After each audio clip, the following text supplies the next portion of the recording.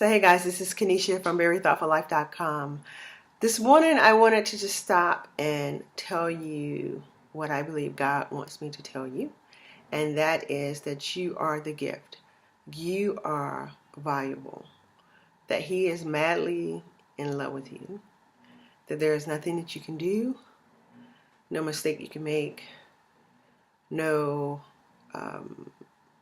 wrong decision to remove you from His love. A lot of times what we've done is we've made so-called wrong decisions, and the people around us in our life tend to constantly remind us of those bad decisions and those bad choices, as though the choice that I've made or the choice that you've made is unredeemable. The choices they've made somehow can be forgiven, but the ones that you've made, everyone has made you believe that it's unredeemable. And what I want you to know, and what I believe God wants you to know this morning through this video, is you're forgiven. You're like totally, utterly forgiven. And so the decisions you're making may be creating what feels like punishment in your life. But it's so important that you understand that God is not punishing you. How could a God who loved you so much, that if you believe this, that he sent His own Son to die for you? And just think about that. Like, if you're that greatly loved, that He would take a part of Himself just to show you how much you're loved, then He really wants you to get it. You are loved. And just like if you're a parent or you have a parent who in some way has loved you in any possible way they can, whether it's been great or a little bit, but you knew that you were loved, there's nothing you can do to stop your parent from loving you. There's nothing you can do to stop God from loving you. You are the gift. You are the gift that He's offering the world. You are the element that He wants to use amongst the people that you know. He wants to hear your voice. He wants to use your gifts. He wants to use your talents. The only thing that can keep you from the purpose He has in your life is you. And oftentimes what's keeping us from going after the thing that keeps us awake at night, or that nags at our heart, that many times we're too even afraid to talk about, the thing that keeps us from that is fear. And the fear is so false. Like, you have no real evidence that the thing you're thinking is going to happen. So I would say it seems like it's fear. So your story may be that I'm afraid, but what's really keeping you from it is the thoughts and the story you're telling yourself about what will happen if you did this. And what's amazing to me, and maybe it's just the nature of the sinful world we live in, is how whenever we go into our imaginative mind, when we begin to imagine what our life would be like if we did the thing that deep down we knew that we was created to do, our mind takes us into everything negative that could happen. If I do this, I'll lose everything. I won't have enough money to feed my family. Like, our mind just take us to that path. But what I want you to do today, I want you to write it down. Because when we write things down, we get it out of our head and into a physical realm. So write this down. Write down the thing that you desperately know you're being called to do. Write down that thing that you know you're the gift of. Like, only you can do that thing the way that you do it. So write that down. And then write down, what if? And think of all of the positive things that will happen. What if, for me, what if I become a speaker, a life coach? What if I did a workshop? So my what ifs would say, from a positive, standing in love, bathe yourself in love, remember that you are loved.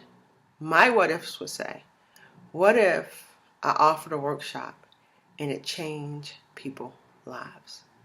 What if I offered a workshop, and when the women came, or even the men, maybe one day I have that too, when they came, they knew they were supposed to be there, and they got a message that only I could have given them? What if I do that thing? What if I offer this workshop, or if I go and speak in front of 5 people, 100 people, 1,000 people, and the whole audience tap into who they are, so they leave the building and become great and make the world a better place? What if that happens? So what if you meditate on what's possible if God's hand is on it? Because if you are the gift and you are connected to the gift giver and you are the gift, he doesn't make mistakes. And he's so awesome and so wonderful and so loving. He will take your mistake. He will take that thing you think is unredeemable. And when he redeems you, he'll take it and he'll use it and he'll help you minister, love on, change people's lives in a way that no one else could, because you've had this so-called horrible thing that happened that built your character, that made you more loving, made you more compassionate, made you able to forgive quicker, because now this thing has happened to you that you thought would never happen to you. So now you have more compassion than you ever had before, or that anyone else that you know who ever speaks to this situation.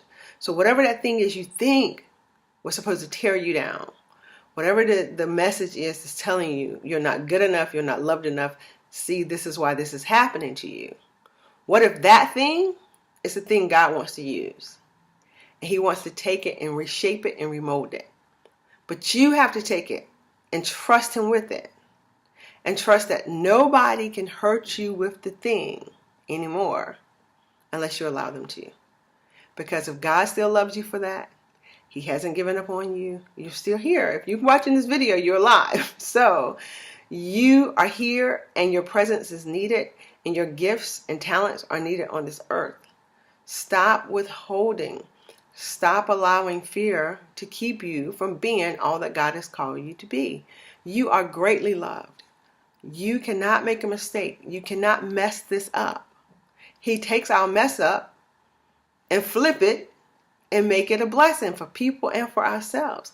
Trust me, I live this. I know I have messed up tremendously. I've made some horrible choices. I've hurt people. People have hurt me. I get it.